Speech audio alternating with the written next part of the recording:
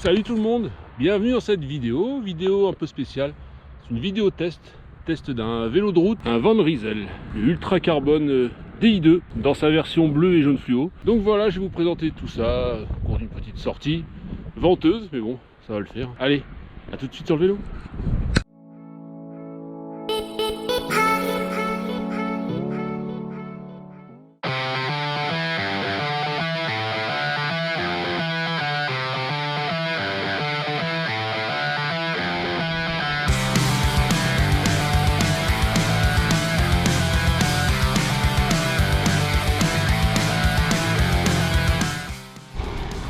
Alors ce vélo, d'un aspect purement esthétique, je le trouve particulièrement joli. Ce sont des couleurs un peu originales, ça change. Alors il existe le même en version noir et blanc. Moi je le trouve plutôt, je le voulais comme ça. Il est un peu flashy, couleur brillante comme ça, j'aime beaucoup. Et il est vraiment sympa. La géométrie du cadre, je la trouve sympa aussi, une bonne coupe. Il est profilé un peu racing. Esthétiquement je le trouve très joli.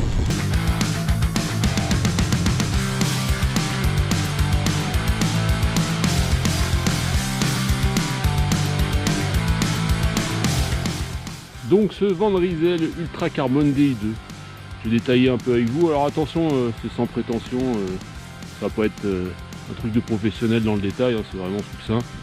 Ça valera plus de monde je pense, hein. C'est pas un professionnel, vous non plus certainement. Donc au niveau de ces équipements, alors déjà c'est un cadre carbone, fourche carbone également, cintre carbone, donc c'est un cintre un peu aéro, voilà, il est un peu profilé, et il est bien, il est confortable. Par contre c'est froid le carbone, j'ai roulé par des températures négatives, c'est froid, mais bon, on peut pas tout avoir non plus. Au niveau de sa transmission, c'est une transmission Shimano Ultegra, donc DI2, et on voit bien la batterie ici, en Bluetooth.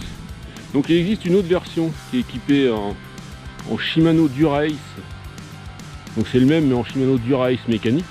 Donc moi j'ai préféré avoir la version DI2 pour essayer, même si j'étais pas forcément pour, je voyais pas trop l'intérêt en fait à l'usage, il y a beaucoup d'intérêt, notamment avec le Bluetooth, j'en parlerai plus tard. Donc au niveau des roues, un de ses avantages aussi, ce sont des roues carbone, des Cosmic Pro Carbone SL UST, le nom est un peu long, voilà c'est des Pro Carbone SL, hein, en 40 mm.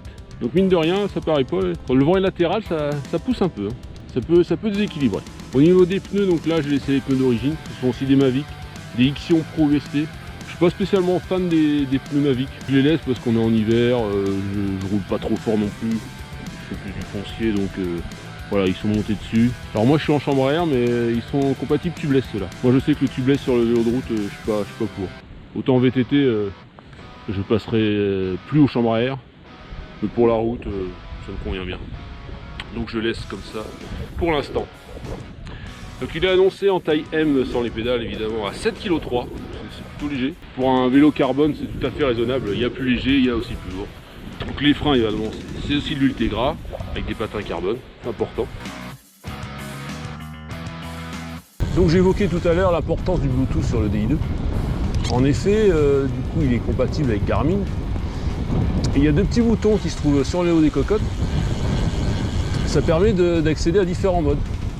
Moi par exemple j'ai choisi de faire défiler les pages de mon GPS. On peut aussi enregistrer le dérailleur, ce qui permet de passer les vitesses sur les cocottes. Il suffit juste de télécharger une application chez Shimano, qui s'appelle eTube. Et là-dedans on peut paramétrer, on connecte son DI2 à l'application et on paramètre un peu tout. Donc c'est plutôt sympa. Et il y a autre chose, du coup je vais essayer de vous montrer ça. Vous voyez, si je fais défiler les pages, j'appuie sur la petite cocotte, ça défile gentiment, on voit bien que j'avance à rien, par exemple. Donc j'arrive sur cette page là, et du coup je sais que je suis en mode manuel, le M pour manuel, ça veut dire que les vitesses je les passe une par une, il n'y a pas d'assistance en semi-automatique ou automatique, le DI2 fait ça.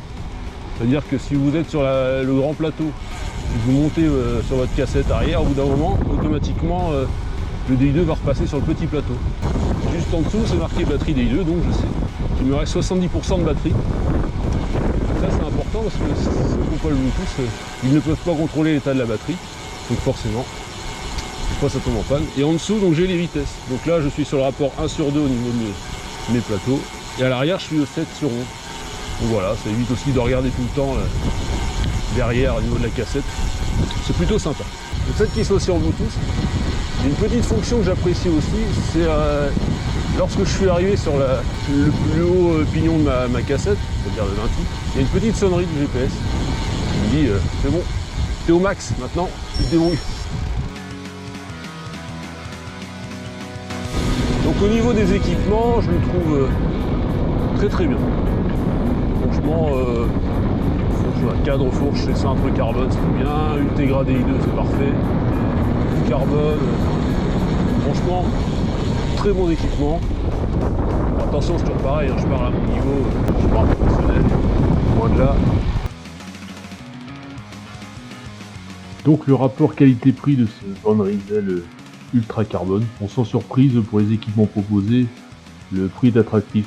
Aujourd'hui il est vendu à 3200 €, il était à 3800 il y a peu. Il faut savoir que le prix des roues plus celui de la transmission, ça équivaut presque au prix du vélo entier. Après il y a une histoire de cadre et de géométrie de cadre, est-ce qu'il correspond aux dernières technologies? Je pense pas. Après est-ce que moi j'ai besoin des dernières technologies de cadre? Je pense pas non plus, donc voilà, il y a peut-être un peu de retard là-dessus. Et encore je ne suis même pas sûr de cela. Ça va rien changer pour moi, dans ma pratique ça va absolument rien changer. Donc comme je le disais tout à l'heure, la version que j'essaie ici c'est le Shimano Ultegra DI2. Donc il y a la version Dura-Ace mécanique qui est exactement la même chose. C'est vraiment un choix entre Ultegra DI2 ou Dura-Ace mécanique. Il existe aussi une version un peu plus supérieure encore, donc forcément là le prix grimpe. Alors je peux pas regarder avec précision ce qu'il offrait de plus, je sais qu'il est en Dura-Ace DI2. Et là le prix est à 5000 €. Donc ça commence à chiffrer sérieusement. Bon, évidemment comme tout vélo acheté neuf, les pédales ne sont pas fournies avec. Moi ce coup-ci j'ai choisi de prendre des pédales Van Rysel. Voilà. Ça va avec le vélo, hein, normal. Toujours roulé sur du loop et là c'était pas cher celle-ci, je voulais essayer, voir. Franchement aucune différence. À mon niveau ça va pas se ressentir, je sais pas, mais. Donc pour l'instant elles font le taf, à voir à l'usage. Et dans le temps si ça dure, mais pour l'instant c'est nickel. Voilà. Allez je repars. J'ai été agréablement surpris par le confort. Je pensais que le tout carbone allait être beaucoup plus rigide, allait tabasser pas mal, mais en fait non, c'est très bien dessus. Une bonne assise, c'est confortable, donc le confort est nickel. Et après plus de 500 km, j'ai vraiment aucune gêne, très bien dessus. C'est ici que se termine cette vidéo de test donc, du Van Rysel Ultra Carbone. Donc vous avez compris que je suis très satisfait de ce vélo. Rapport qualité-prix au top, bon équipement, bon comportement, il est confortable, il est beau. Bref, au top. Donc sur ce, je vous dis à bientôt pour de nouvelles aventures. D'ici là, portez-vous bien, faites du sport, soyez heureux. Allez, ciao!